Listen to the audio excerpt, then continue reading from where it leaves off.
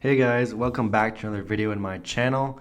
We have been covering the 2024 presidential election between Donald Trump and Kamala Harris quite often on this channel, but let's shift it up a little bit and return back to the Senate where I will be making my monthly updated prediction for the 2024 Senate elections. And from the get-go, Republicans will start with 38 seats, Democrats with 28. So this already gives Republicans an advantage from the beginning. This election cycle in the Senate is said to be one which is much more favorable for Republicans because in all of these Senate races up for grabs, Donald Trump had won most of these races that are competitive either in 2016 or in 2020. If the Senate candidates end up winning all these races that Donald Trump won in 2020, Republicans will end up with a vast majority of these seats, 56 or above. But with us knowing the election field and how Senate races are a lot different than presidential races, we're definitely going to expect to see some split ticket voting this election cycle. Definitely a lot more than some previous elections before. And it's going to revert back to what it was a while ago, because I see this election, it's pretty impossible for all these states to vote quite in line with the presidential election. Like, for example, the state of Wisconsin, I see more likely going for Democrats in the Senate, but I see Trump winning it more likely. Same thing with Arizona on the Democrat side, same thing with Ohio on the Republican side. But now, without further ado, let's get actually into this map. I'll start with the safe states. For Republicans, they will be winning all of these states by 12 percentage points or more. There'll be all the states that I highlight right now in this dark red, including the state of West Virginia, which usually you wouldn't expect to be considered a state that I would cover too much. But in this scenario, it's actually a Democrat actually is seated in this Senate seat, and he is not running for re-election, Joe Manchin. And since he is not running for re-election, a Republican, the former governor, the current governor, now is running to take that seat, and he will take it easily by probably 20 points or above, in line with Trump's, I project, around 30-point win in the state. So Republicans will end up with 48 seats after putting in all these safe states. For Democrats, they'll win all these states by 12 percentage points or more. It will include the state of Minnesota, which will go down from a historic Democrat win of around 20 to 30 points last time around for Amy Klobuchar to around probably closer to 12 percentage points.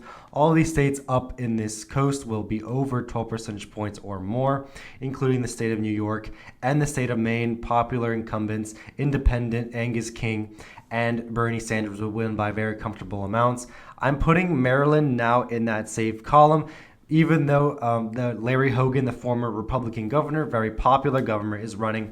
I now think that this Senate seat is going to be more safe than ever, probably around 13 percentage points, maybe 12 in also Brooks's favor. The state of New Jersey will not be going to that safe column because of some scandals going on with the current senator there. So these are going to be our remaining seats, and these will be the seats that will be most competitive in this election. But we're going to be doing this in terms of west to east instead of how we usually do it. First, we're going to start with the state of Nevada. In the state of Nevada, there has been some polling that indicate that Rosen will win. She is a pretty popular incumbent. She doesn't really have too much scandal going against her. The Republican Samuel Brown, still not too well known, although still getting his name out there. He's only receiving 42.7% in the polling, but I expect him to still continue to catch up. Some recent polls have had it a little bit closer. However, there is not enough to really know. I think Trump's going to take the state of Nevada by a narrow amount, and I think Brown will also take the state by less than 1 percentage points. Let's keep in mind Nevada's pretty strong rightward trend. Republicans flipped the governorship in 2022, and we're less than a point away from flipping the Senate from a pretty popular incumbent Democrat senator. But now going on to the state of Arizona, I believe the state of Arizona will actually vote to the left of Nevada in this election, especially in the Senate. We have Kari Lake, a pretty controversial figure, going against Gallego, who is also a little controversial, but not as well known as Lake. Lake had lost her gubernatorial bid for the governor 2 years ago by a very narrow amount, and she has received a lot of heat for some stuff she said, and she's all over the news. So I think this is why she could be pretty polarizing in that way. The polls here have Gallego up consistently, not by too much, but enough for me to say that I think Gallego right now will win this race. And this could change. I think Donald Trump is going to win Arizona, and this would be the first state that I believe would split their votes. It's not going to be by a lot, but it will definitely be by a narrow amount. Moving now to the state of New Mexico, I think New Mexico will be in that likely column.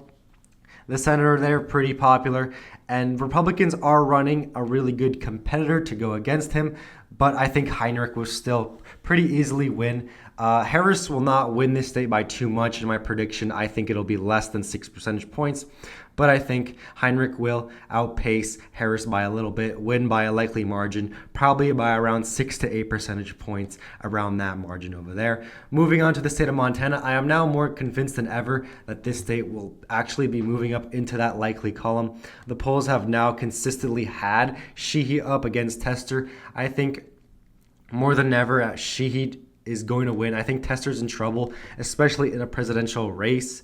The polls recently have had him up by lean margins. I think he's going to win by a likely margin. Trump's going to win the state by around 18 to 20 percentage points. So seeing that people can split their ticket by over 18 to 20 percentage points is very unlikely. I think this state will easily go in Republicans' hands, and that will put them at 50. If Trump wins the presidency, they have the Senate right there, and there are still some other pretty safe Republican seats that we have left, including the state of Texas. Will be going into that likely column, as well as the same as Montana. And the reason why I would say that is because Texas is definitely not going to be the same as what it was back in 2018. Ted Cruz definitely had a run for his money. He almost actually lost. It was very, very close. It was a blue wave year. Nowadays, he actually leads by 7.6 percentage points. We haven't had too much polling since then, but the polling that we have had has still had him up by a decent amount. That's why I think they're not polling it too much. We can see here half of the polls have him up by even a safe amount. I would say right now he's going to win this by around 6 to 8 percentage points, probably a little less than Donald Trump. Colin Allred's not even at 40% right now. I think he doesn't stand a chance.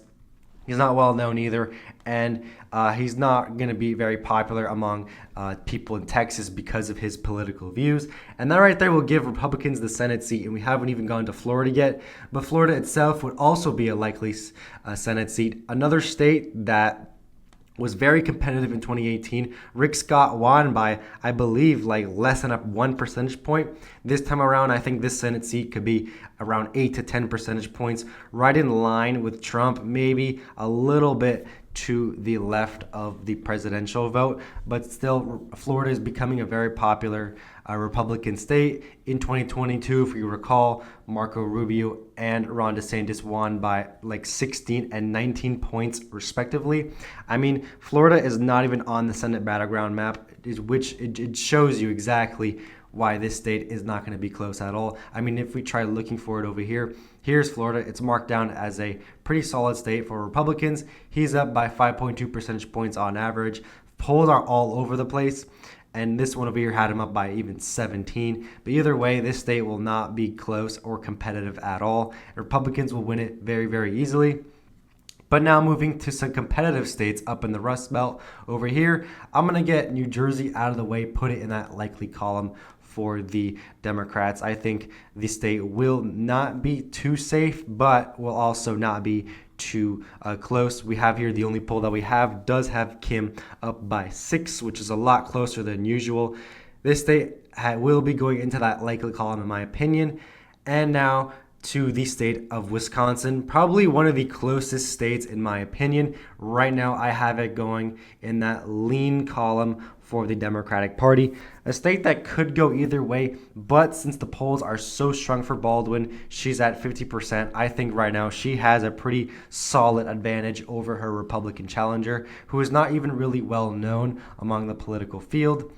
Right now, she does hold a pretty significant advantage. She will win by around 3 to 4 percentage points. And this right here is another state that I see splitting their tickets away from the Republicans in the sense that the Senate will be more Democrat than the presidential race. Another state that will follow suit will be the state of Michigan. And usually Michigan would be more to the left of Wisconsin, but since Michigan does not have an incumbent senator, Slotkin is running. She is not an incumbent. The polls are a bit closer. Both candidates are not even over 47%. And I see this race being a little bit closer, probably around 1 to 2 percentage points, but I still think the Democrat will come on top and win this Senate race over here. In the state of Ohio, I see this as also a close race, but people I think are really overestimating how close it will be. Trump will win the state by probably over 12 percentage points, in my opinion, between 12 to 14 percentage points. I see no way of a Democrat being able to win, although he is up in the polls. He also is not even over 40% at all either. Moreno is all the way down at 42%.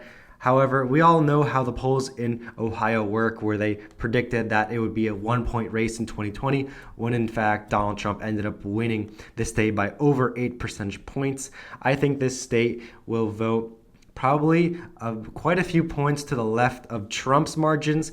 While Trump may win by 12, the Senate race will probably be around 3 to 4 for Moreno. Still a very, very close race, but not as close as many people would expect. Now moving on to the state of Pennsylvania, very popular incumbent senator Bob Casey is running against McCormick. This race, I feel, is going to be also a lot closer than the polls, but I would still put it in that lean margin. I think Casey is too much of a formidable candidate to lose. He's at 49%, which is pretty solid. Some polls have him up by safe amounts, and he has not lost a single poll that has been released this cycle. I think he's going to win by a lean margin, and he probably will win as many elections as he runs because of how popular he is. He's just a juggernaut in himself, and he, doesn't have too much baggage going against him. People say he's a pretty good guy. I think that he will win very, very easily. To the state of Virginia, which will be our last state, don't have too much data coming out of it, but we can definitely say that Kane, also a pretty popular candidate, will win by a likely margin. He leads the polls by a safe margin, actually, where Cow is only at 37.7. I think Cow is being underestimated a lot. Here's a very good candidate for the state. Of course, he will not win, and this state definitely has not been polled enough, but he probably does not stand a chance in a state where I believe Trump will definitely outpace him by a good amount. I mean, Trump was expected to come close to winning against Biden. Nowadays, we don't see Trump winning the state of Virginia anymore. It'll probably be a lean margin, but that pushes that Senate race out to a likely margin. And this is the theme for a lot of these Senate races. They're going to be to the left of the presidential race, in my opinion. I think like all of them, every single one of them is going to be to the left of the presidential margins. But this will still be our map despite that, 53 to 47. And that's what I mean for Republicans, that it is so easy for them to win the Senate. I mean, they don't even need to win the state of Nevada to win the Senate. They don't even need to win the state of Ohio to win the Senate. That's why it's so easy for them. I give them over a 90% chance of winning the Senate.